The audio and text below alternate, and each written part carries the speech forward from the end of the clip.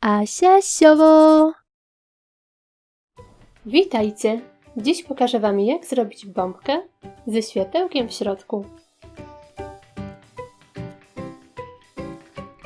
Szczegółową listę wszystkich potrzebnych przedmiotów znajdziecie w opisie tego filmu.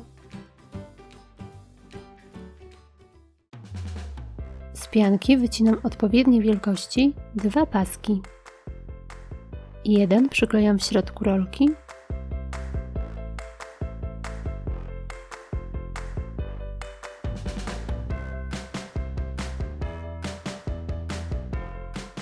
drugi na zewnątrz.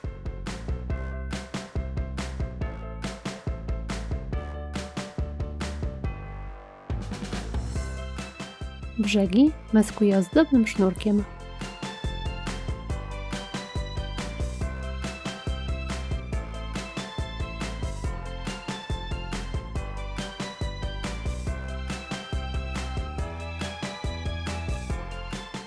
Na górze robię 2 otwory.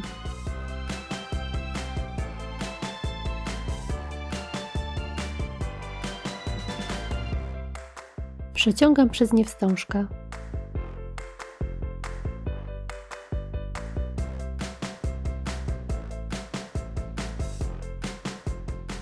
Robię kokardę.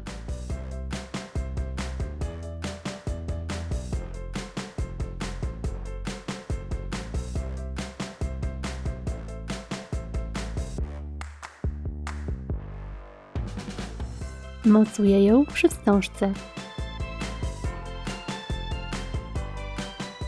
W środku przyklejam kawałek sztucznej gałązki oraz kilka gwiazdek.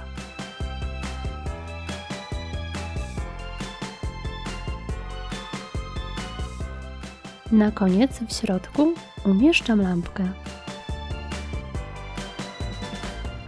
I gotowe!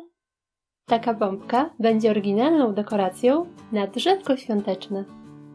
Ozdobić możecie ją oczywiście według własnego pomysłu. Po inne świąteczne inspiracje zapraszam Was na mój kanał. Pozdrawiam! Pa, pa!